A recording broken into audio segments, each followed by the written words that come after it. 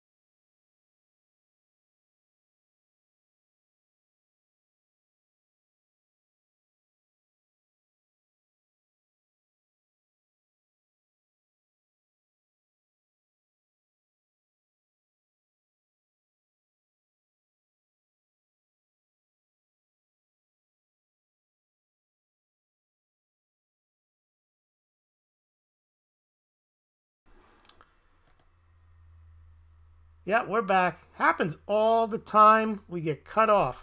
Okay, we were talking about how we realized, uh-oh, there we go. That's why the stock market came roaring back. Why?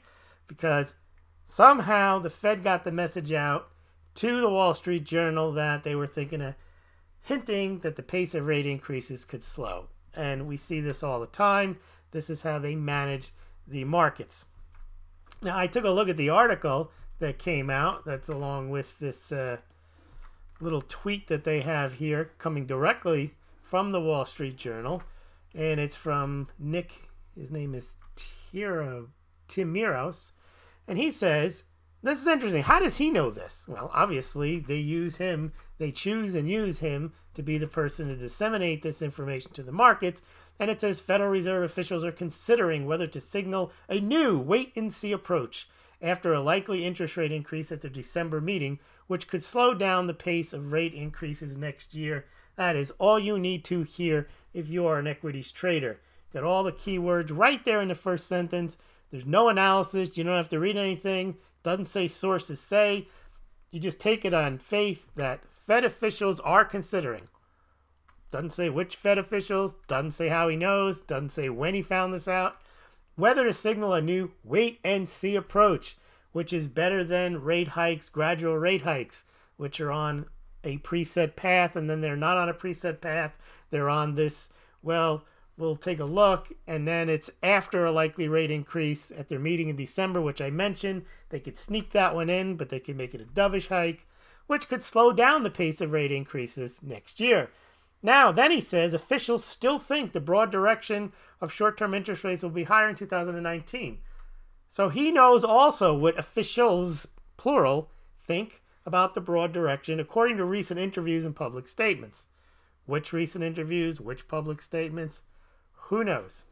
And then he says how they're going to manage this less predictable approach will depend in large part on the performance of the economy. And then he starts to speculate under the old pattern, what was happening then, what might happen later, what would you do? But essentially, the purpose of this article wasn't to hear this guy run through the scenarios and give an overview of the market.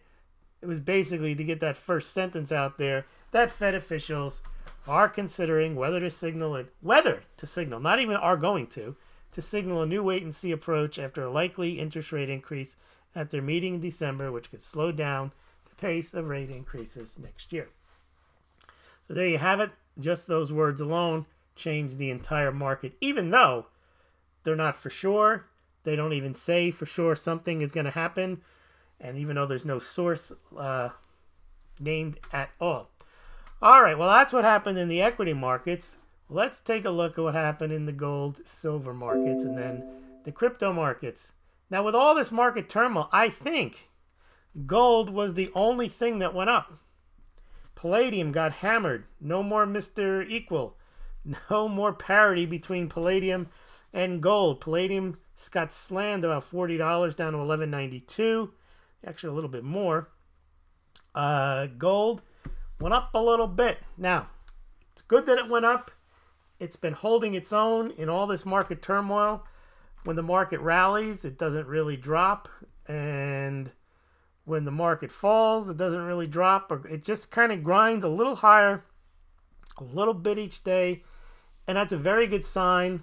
Now, we do have this dynamic where even if the problems are in the United States, the safe haven is the dollar. More so than gold, even though gold is also a safe haven. So we're seeing that happen in tandem. We've been seeing that for quite some time. Now, silver. Also very interesting to see this in silver. Silver has been underperforming gold for the most part for all year. But today, silver managed to almost join gold in the green, but didn't quite make it. It's not there right now in the aftermarkets, but it essentially held its own and somewhat rallied later in the day along with the market. But again, for silver to hang tough like that is again a good sign. Silver trading at $14.44 right now, and gold at $1237.70. So we've got market turmoil, political turmoil, which we're going to get to in a second. And we've got crypto turmoil in a big way. So these are all the things that have always been in the background. We've had this concept of markets in turmoil, markets overvalued, cryptocurrencies falling all year, geopolitical issues, China tariffs. So much going on, and none of it's managed to really dent the progress of the equity markets, which, as we've talked about, are tied very firmly to the state of the economy. And I think I concluded, I don't know if everyone else did, that the stock market essentially drives the economy rather than the economy driving the stock market, which means that's why it's very important for them to put this floor under the stock market if they can, because they want to preserve the economy. Now, if they don't want to preserve the economy and they'll let it go, that's an entirely different story. So we have a lot of things coming up. We have the new Democrats coming in December. We're going to talk about in a second, after we do the cryptos, what's going on with the Mueller investigation. The Clinton Foundation appears to be back in the news, back in the spotlight.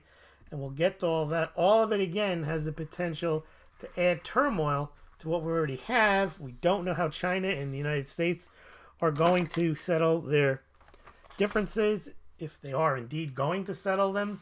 And even if they do settle them, what the impacts might be. Well, let's take a look at the crypto markets, because they took themselves a very nice beating today.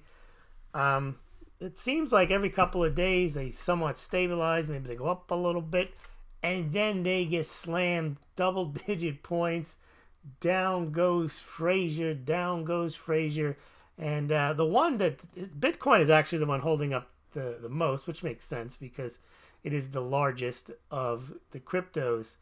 But big story in cryptos is that Bitcoin Cash, which was a fork off of Bitcoin, then forked into another set, and Bitcoin SV is the rebel fork, and that's actually now today up 20%, and Bitcoin Cash is down, Bitcoin SV is, and Bitcoin Cash is down 20%, pushing Bitcoin SV above Bitcoin Cash in market cap. So Bitcoin SV now has a 1.861 billion market cap, and Bitcoin Cash has a 1.857, and the volume on Bitcoin SV is also greater. Bitcoin is down about 8% right now, down under $3,400, down to $3,397. Bitcoin Cash is hanging by a thread over $100 at $100.20, down 21%. Ethereum well below 100 at 88.41, down 12%. Litecoin down to 25.81, down 11%. And Ethereum Classic, almost a triple threes, $3.39, down 15%. So you've got some serious trashing in the cryptos. Interesting with this Bitcoin SV rising 20%, which clearly shows that someone or some investor group is moving out of Bitcoin Cash and essentially dumping those and pushing them into Bitcoin SV. So it is quite apparent how you can move these markets. Few individuals through a combination of contracts and actual buying, you can really move the market. It looks like also EOS looks like it's headed down, down, down. And it looks like at some point Litecoin will pass that one and end up back in the top 5. The other one that's done really well comparatively is Stellar and XRP. They're number 2 and 4 respectively. But Bitcoin has the top market cap at 60 billion. And I believe that is good for about 55% of the value of all cryptos. All right, now let's get into our FISA bombshell and also some election shenanigans still going on. You thought perhaps the 2018 midterms were over. Not quite. Uh-oh. We got a moron here. Presenting the distinguished international news commentator and foreign correspondent, Smaulgld. This has been an extraordinary week in world affairs. Now, I told Hillary Clinton that that's moronic. All right, before we get to the election and the FISA, Mueller, Comey, Trump news and the election news, let's take a quick look over at the U.S. Mint. Remember them? It looks like, I can't be for sure, this is about the time where the U.S. Mint closes down to change over the dies for 2019. I don't think it takes 3 weeks, but that's the excuse they sometimes use. They have to change over the dies from the 2018 to the 2019. I think it's a very lame reason because we know other mints not only have to change the dies over to the next year, but they have a lot more.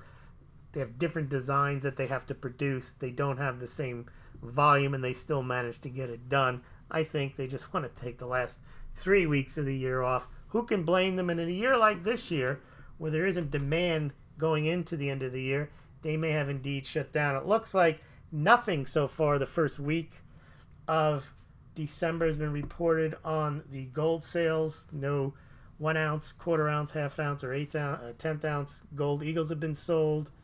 Over on the silver side, only 150,000 American silver eagles. If these numbers hold, they're pretty lame. American silver eagle sales will be 15.3 million, and American gold eagle 1 ounce will be 188,000, lowest in since 2006 or 5.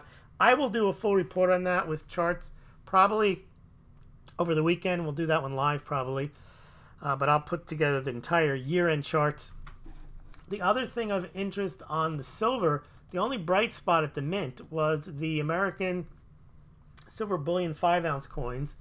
These are more collector coins, even though they're bullion coins. The reason they're collector coins is every year they make 5 different versions coming from each state's national parks.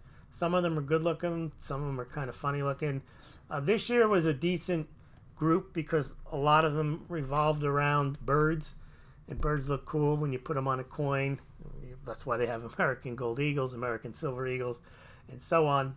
Eagles very prominent in our U.S. coinage, but also they had wrens, they had all types. Anyway, this year they sold 142,500 of them so far. That's a lot for this series, and they sold 80,000 of the Block Island National Wildlife Refuge. Okay, well, let's now take a look at the stories here, these bombshell stories. Now, there's always these bombshells, and I use the term, I kind of think it's as overused as game changer. But you know, I've started to realize, you guys know, you watch all the time, you don't fall for headlines because you've always shown up when I just put the facts in the headline.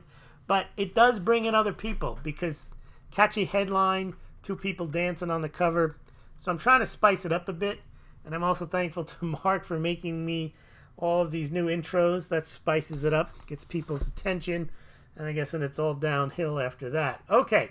But one of the things, and the reason I mentioned this about this voting scandal thing is, we've been hearing that Sessions was part of the plan and you had to listen to him and he was going to come roaring back and he was going to do this, he was going to do that, he was going to play Pac-Man, which I do believe the Trump administration is set to do a Pac-Man defense on Mueller. We'll get into that, but I don't think that had anything to do with Sessions. I think Sessions was a hindrance in any of that. Now he's gone, but we're also finding out he had started this investigation into election fraud. They basically wrapped it up and said, yeah, well, there's nothing really there. Well, we're finding out now there's a lot. And like some people like to insist, there is no election fraud. It's just a GOP conspiracy theory. It's obvious that there is fraud, and it's easy to commit fraud. And if you're not vigilant and you're not prosecuting people, it can be done. So there was a story last week. Mexican national sentenced to 8 years in prison in Texas voter fraud case. Well, she was convicted. She actually did it. 2 felony counts of illegal voting. The problem with illegal voting is you do it, you get away with it, and then maybe they catch you after you voted illegally. But by then, the election's already certified and voted. And a lot of these congressional races were all within 1 percentage point. It was astounding, like 30 or 40 of them were that close. And like 38 out of 40 of them, the Democrats won. And then there was one where the Republicans actually managed to win. No, they didn't. This just came out today. GOP winner in Maine now declared loser due to rank voting. So they figure out somehow how to recount the votes, and then, sorry, you lose. There was a woman out in Orange County in California. Basically, I think every congressional district, maybe but one, was Republican. They all flipped to Democrats this year. And in one instance, there was a woman, she was up 14 points when the polls closed, and somehow through a thing called ballot harvesting, she lost. I mean, she lost 5. She had 14 percentage point lead, and somehow they went out and they found a lot more votes. And now I'm going to play you something here. This is an actual tape. I can't verify, but they claim that this is something that happened. It looks real. There's a woman who's knocking on the door, and I guess this person has a closed circuit TV camera. It's in one. It looks like it's one of these gated communities, and it also has a sound recording. And listen to what the woman says when she shows up at the door after the election. Let's have a listen.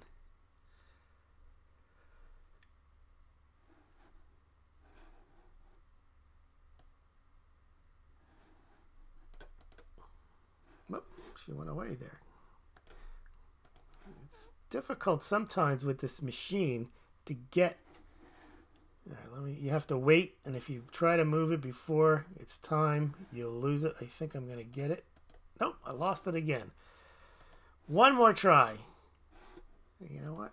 Okay, so what she does, in case it doesn't come up, she goes to the door and she says, I'm here to collect your ballot. And the person behind the door is thinking, election day was like 10 days ago. Why are you here to collect my ballot? And she's like, well, you know, we need to get your ballot because here she is. Here she is. Let's see. She rings the bell. And it's called ballot harvesting. Okay, here we go.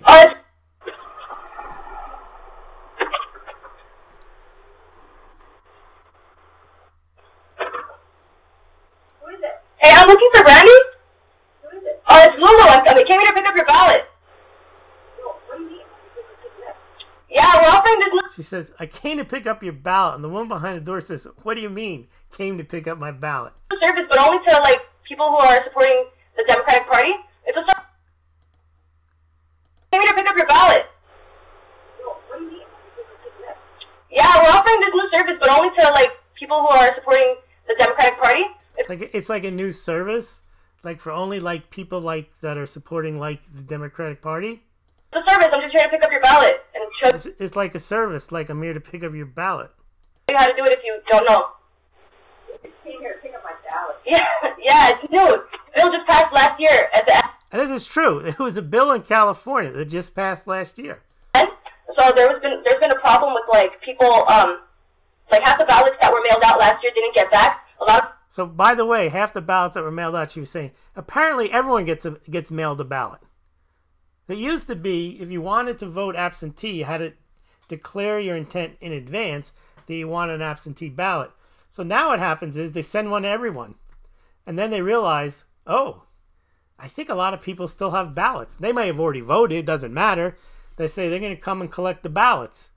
And so if they happen to ring on a door and the person happens to have already voted, but they happen to have an absentee ballot, this woman's providing a new service, and she'll come and take your ballot, if it's for the Democrats.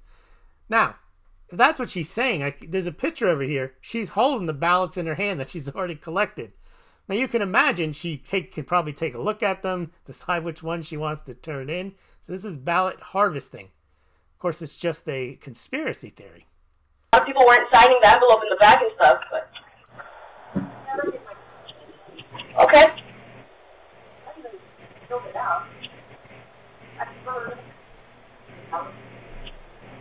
Yeah, I mean, I can tell you though that was passed and stuff. It's not like I'm gonna take it and fabricate it, but it has to be sealed and it has to be signed for me to even touch it. So it actually has to be sealed and signed for her to touch it. But obviously she's by herself. She could probably open them up and do whatever she wants. Anyway, enough of that. So that's happened. We've had some other issues too. I mean, we shouldn't be talking about this 3 or 4 weeks after the election, but this is a case of vote late and vote often.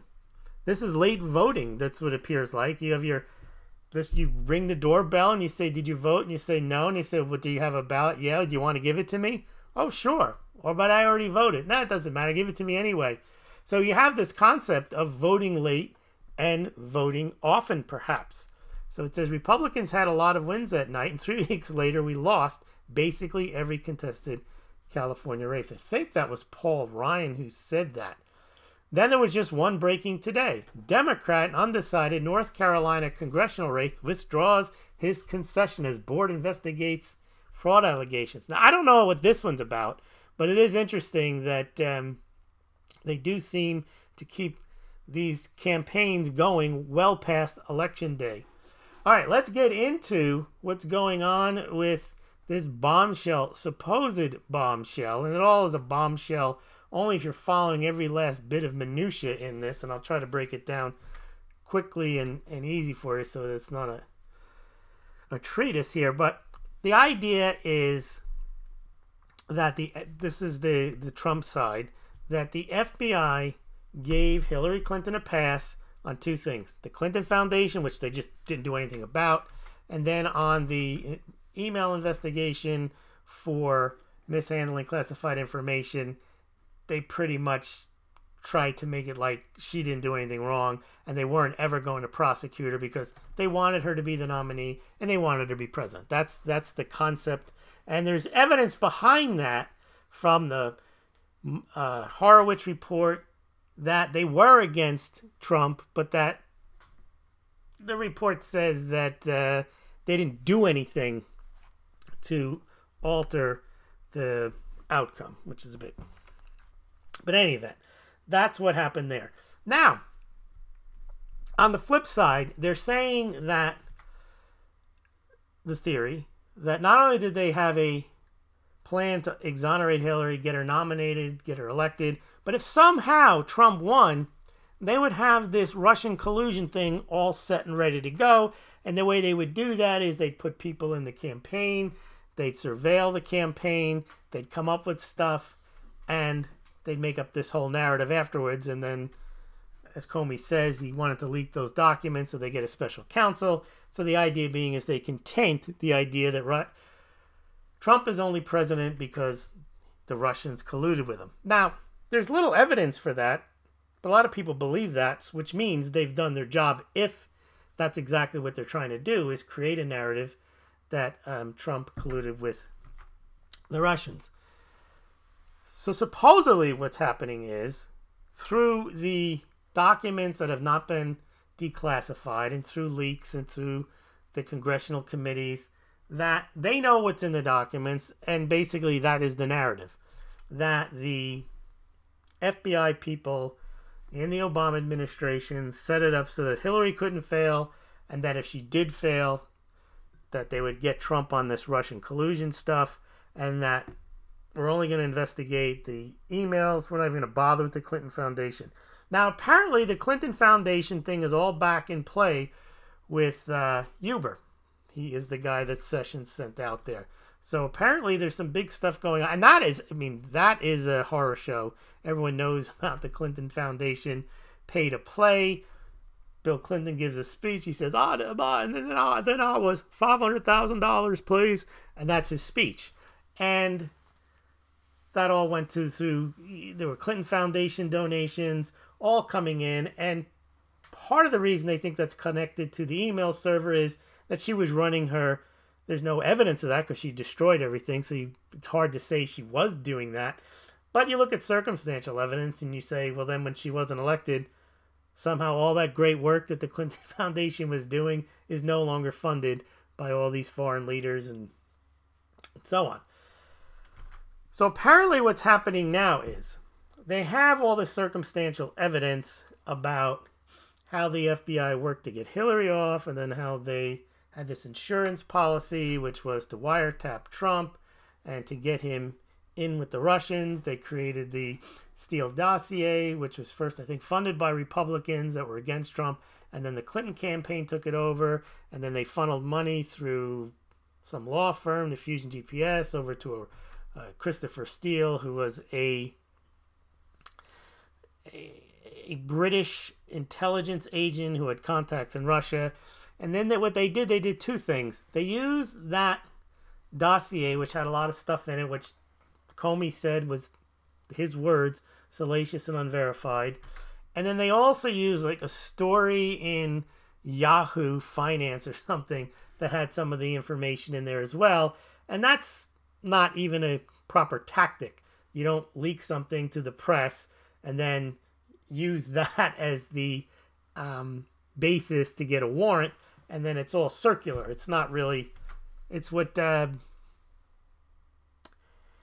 Pelosi called a wrap-up smear, similar in that you release the information to the press reports on it, and then you cite the press as the reason for you being against this person, because you can cite something that happened in the press, and that thing that happened in the press is some made-up story that you told the press. So it looks like, and again, this bombshell supposedly, though, is one of these sources say. So there is the FISA warrants were signed like three times. And the last time it was signed by Rod Rosenstein. And Rod Rosenstein is now investigating or leading the investigation by having Robert Mueller, the special counsel, report to him. The issue with that is he signed the FISA warrant, which means he was aware of the surveillance on the Trump campaign. And now they're investigating for the purposes of, whether it was fake or not, for the purposes of Russian collusion. Well, he was involved in the investigation into Russian collusion, and now he's asking Mueller to look into it, and he's supposed to be independent when he was actually involved in the getting the FISA warrant set up and signed. Now, he had given testimony to Congress that these FISA warrants have to be, he may give this sanctimonious speech about you don't just sign a FISA warrant. FISA warrants go through a rigorous process, and you must know what's in there, and you really can't even imply that what's in that document wasn't 100% verified, the dossier or whatever else. And, of course, he's saying that because he signed one of them. But Jim Jordan asked him, did he read that? And he kind of didn't admit whether he read it or not. Now, the interesting thing there is, if he did read it and it's fake and he didn't verify it, well, he's in a lot of trouble. And if he didn't read it, that means he didn't do his job and he can be fired. I mean, you don't just sign FISA warrants, especially on your boss. That gives credibility, his boss being Donald Trump, that gives credibility to the idea that he said to his other cohorts in the FBI, you want me to wear a wire? You know, we'll get him on the 25th Amendment. So that's why I think Trump is keeping Rosenstein around. He actually rode with him on the plane while he hasn't fired him. I think that's a typical Godfather move. Keep your friends close, your enemies closer. And he's got Rosenstein around, and Rosenstein's probably just sweating the whole time he's there. And now Rosenstein's really sweating because he doesn't even have the direct official contact to Mueller, because he's been pulled from the investigation, because the only reason he had it was because the Keebler elf Sessions recused himself. And he never should have recused himself. If it was anyone who should have recused himself, it should have been Rosenstein, not just for being involved in the FISA warrant and having a conflict, but also they were also investigating Trump for obstruction of justice for firing Comey. And guess who told and wrote a memo Trump to fire Comey? Rosenstein. So he actually himself could have been involved in obstruction of justice. So it made no sense for him to be in that position whatsoever. Now, the new supposed bombshell is that the Congress has received more documents, and they never get all the documents they want. It's interesting that some of the documents that came out in the first Horowitz report on Hillary Clinton's email investigation and how the FBI handled it had been asked for by Congress, and they didn't get them. And some of them were very damaging. They included a lot of the Strzok and Page ones where they're talking about conspiring against Trump and hating Trump and so on. Those were documents that were new to the Congress, and they had asked for them, but they didn't get them. But at least Horowitz had got them. Now, Horowitz is coming out with another report on the Russian collusion and how the FBI handled that. That would include the FISA warrant procedures and the surveillance. And they say that there was more than 6 people they tried to embed in the Trump campaign. Now, if they were trying to, quote, help him, they would have told him that they were doing this to try to catch Russians. They weren't. They were trying to catch him in anything that might look like he's working with the Russians. So that's what Horowitz is coming out with. And then Huber supposedly has been working on the Clinton Foundation. And that's why this raid recently of another whistleblower was very strange. There's a couple of theories on it. Is that he's a whistleblower and the FBI is retaliating against the whistleblower. I'm not sure. That's a pretty high profile to do that. You can drag those people in front of a court to, well, what are you doing? Why are you doing that? They must have had a valid reason to do it that we don't know about. It could have been a friendly raid. It could have been to get the chain of custody back in properly, or they could have reason to believe that this guy, this was my theory, is holding back more evidence, more damaging evidence for whatever reason, because maybe he's not a real whistleblower. He's like a half a whistleblower, and they wanted to make sure they got everything. All this is going to come out, and the reason I say all this is going to come out, well, let me get to what the supposed bombshell is, then I'll tell you why it's all going to come out. This new bombshell is, sources tell, this is a reporter, I think his name is John Solomon of The Hill, that targeted documents that have been received just recently may provide the most damning evidence to date of potential abuses of FISA, Foreign Intelligence Surveillance Act. This has been kept, though, from the members of Congress for more than 2 years. These are email exchanges and email threads that include Comey, who, by the way, is going to Congress to testify behind closed doors tomorrow. Now, keep this in mind. They now have these emails, which Comey probably wasn't expecting them to have when he showed up tomorrow. So it was probably a good thing that they delayed his meeting till tomorrow. Maybe they knew they were going to get these documents. Who knows? But the email exchanges included emails from Comey, the FBI director, other investigators in the Russian probe, and lawyers in the Department of Justice National Security Division. And they were from around, they say, early to mid-October, before the FBI got the first FISA warrant to spy on the Trump campaign and Carter Page. But he says that the emails indicate, this is the so-called bombshell smoking gun, that the FBI officials were aware that Steele, that British intelligence officer we were talking about, had been talking to the press. Which means, yes, if he talked to Yahoo, and then they used the Yahoo story in the FISA warrant, that means they knew that it was bogus. And then they fired Steele for doing that later on. Which means, it sounds like, if this is all true, the emails bear this out, they knew that they were putting together something that was fake and that they committed a fraud on the FISA court. And why were they doing this? Well, they got to catch Trump. All of a sudden, after, in October, just before the election, they decide now is the time to catch Trump. This is the insurance policy they had talked about, that if somehow all the good work they did to help Hillary didn't work, and somehow some strange fluke Trump won, they had to have this ready to go. That's the theory. It all fits together. Now, again, anything when you put things together, you have to look for anomalies. I haven't seen them, but I don't know all the ins and outs. But it sounds like, according to this timeline, this is very plausible.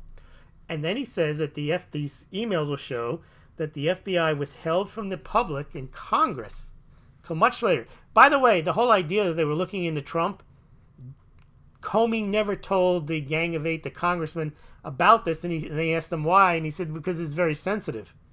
That's the whole point. If it's very sensitive, the FBI is supposed to tell the Congress.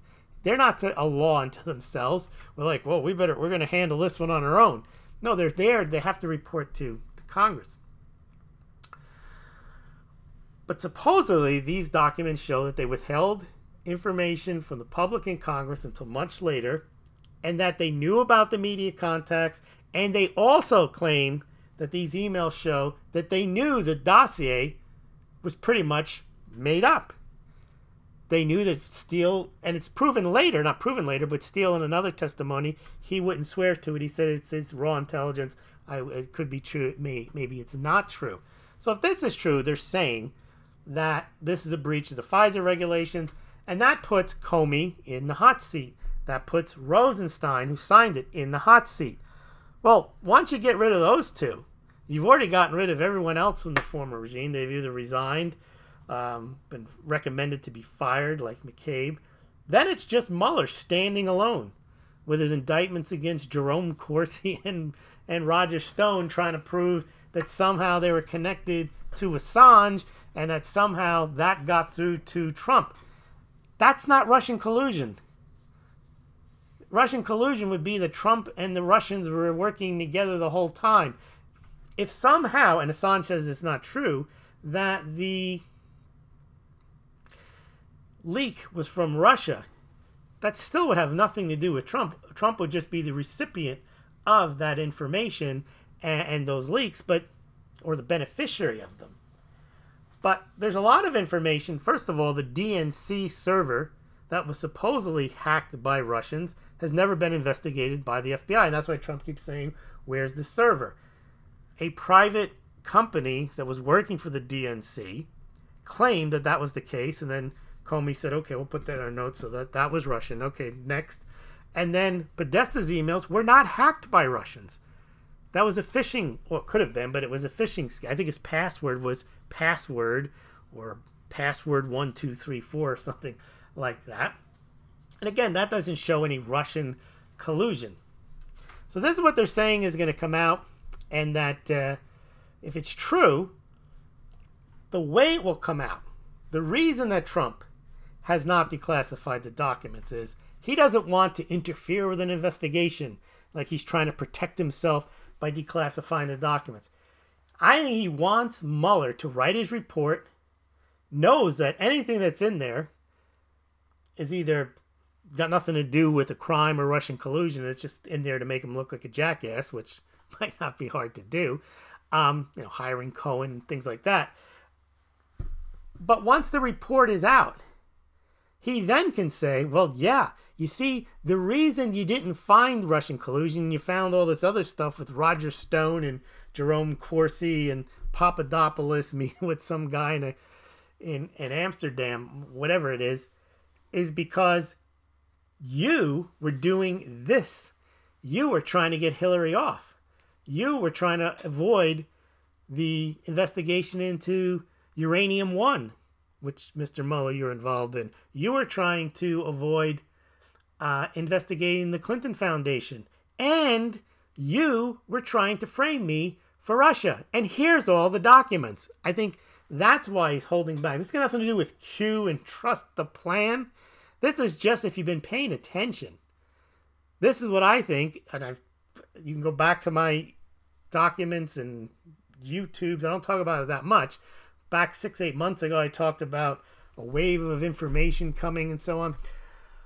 That's what I think is going to happen, is he's waiting for the final report to come out. He will have a Rudy Giuliani, whoever he's working with, write their own report, and then they'll declassify the documents.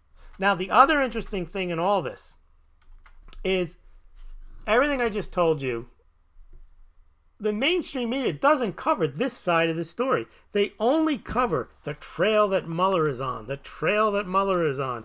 And all of their leaks have come from those older FBI, Obama administration, Clapper, Comey, Brennan, Sally Yates. They've all come from those people.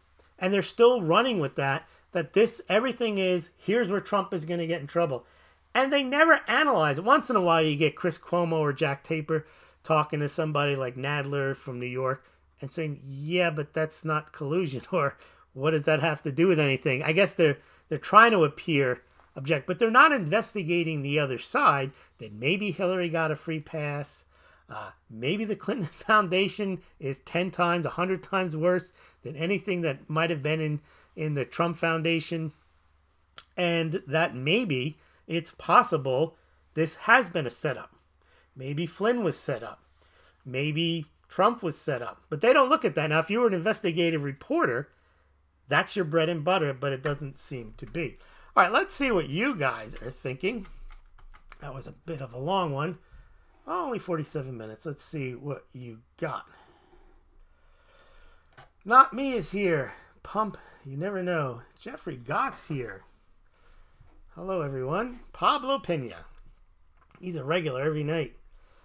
I didn't know Lewis can dance. Can't really. Taylor Collins is here. Something to do with Iran sanctions. I guess we're talking about the woman who was arrested. I think she was the CFO of that Chinese mega tech company. Yeah, the other thing, I haven't found verification that she's actually been extradited. It's not like the United States didn't arrest her. Canada arrested her in Vancouver. So, Ann Holloman is here. Yep, we're crashing again. Rates may not go up. Yep. Bitcoin is crashing. Let's take a look at our Bitcoin. It's almost like BitConnect. You like BitConnect? They say it was a scam. It wasn't a scam. No. Let's see. Come on. What's going on? Coinbase, I'm going to check out. Yep, we lost you for a minute there. Yeah, Bitcoin down to 33.41, down 10%. Bitcoin Cash back above 100, 103. Ethereum 86. Litecoin 25.56, down 11%. All right. Silence. Sound is gone.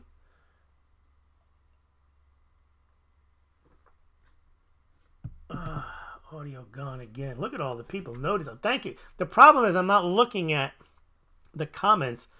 I'm either looking at another screen or a chart. What I need to be looking at is my streamer to see if that's working, but I'm looking at notes sometimes. Okay, Trump to pick Nara to replace Haley as UN ambassador. That's no big deal. Oh, I forgot to mention, they're also saying he's going to pick this guy, William Barr, to be his attorney general. And that's going to play into, you know, who's going to handle all of these Pac-Man style going back against the Clinton Foundation, the FBI people who supposedly did this Russian setup and botched the Hillary Clinton email investigation. He would be in charge of that. His name is William Barr. I think if he does pick him, it makes sense to pick him. He's already been attorney general. He's already been approved by the Senate. He was St. George Bush's attorney general. So politically, it's a slam dunk. I mean, maybe they find someone who he harassed when he was in grade school or something, but there shouldn't be any problem. I don't know much about him other than that's what he was. But if he is not a rhino and he's just a regular Republican, I'm sure he'd be happy to look into, at the direction of Trump, these documents that they have, these declassified documents that may indicate some type of wrongdoing. And if there's wrongdoing, you would think, unlike Jeff Sessions, he might do something about it. All right, yes, Miser. Silver ABC correction in B, longer term chart, in my opinion. If Bitcoin goes that low, I'd speculate Litecoin would go to 14. And the reason that Pablo is saying Litecoin will go to 14 is because that's where silver is.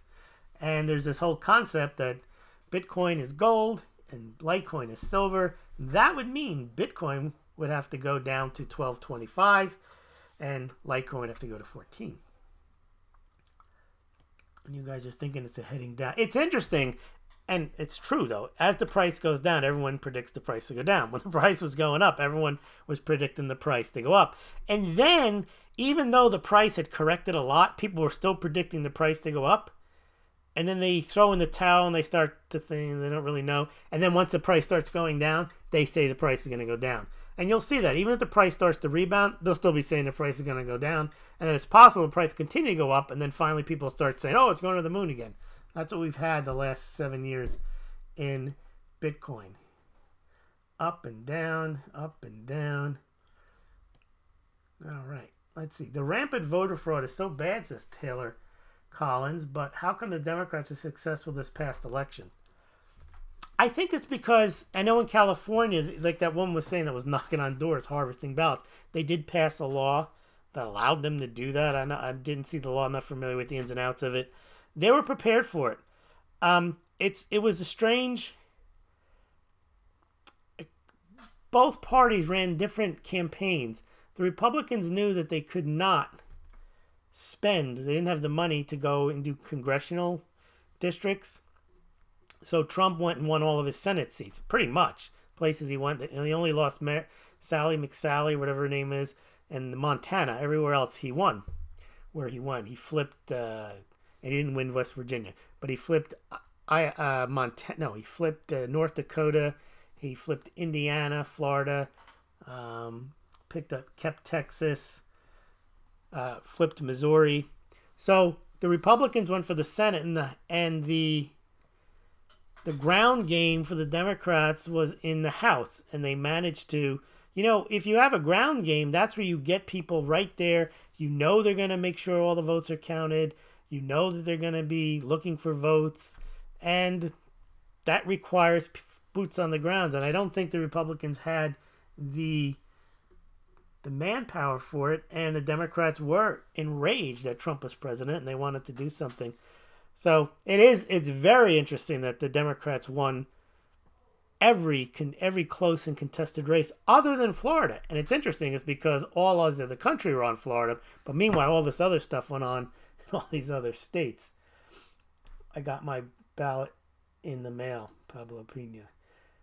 It sounds like she recorded that on herself. The ballot harvesting lady's voice is louder than the voter. Yes, I forgot. It's hard to tell. I'll put the link in the show notes tomorrow. The videotape was taken outside the house. So this woman has a security system where the woman ringing the doorbell is the one who's being recorded and her picture is being taken. It's a video of her and her recording. The woman, they're coming to collect their ballots behind the door. That's why you don't hear her as well. Okay, stranger at my door to get my ballot. Yeah, it's like a new thing. Like, we come, and get your ballot. Like, if you don't have it, for just the Democrats. Unbelievable. Okay. Now with the new rules, Canada Post should be suspected for money laundering. Oh, no. This is all moving stuff around. Oh. You guys get so many comments here. All right, let me see if I can get something here. Think like a mug. Follow the mug life. Cue my mom. What goes in mug coffee? Oh, you guys are doing your old cue my mom and cue her mom. The answer is always mugs. That is correct. Shout out to cue my mom. Can't wait to drink eggnog in a Smaulgld mug. Taylor, do you have one yet? Me too. Miser's getting one as well. Keep stacking stackable mugs. DOW 20,000. Which cryptocurrency is equivalent of copper? Dogecoin, I believe, or EOS. All right, everyone. Well, I want to thank you for joining me again tonight. Tomorrow, I think we'll wrap up the American Silver Eagle sales. Take a look at that. I'll have some charts for you. Try to keep it a little light. We'll do the same every Saturday. We'll go through the Gold Eagle sales. And then maybe on Sunday we'll wrap up whatever happens if we hear some leaks from the Comey meetings with Congress. So thank you very much, and we will see you tomorrow.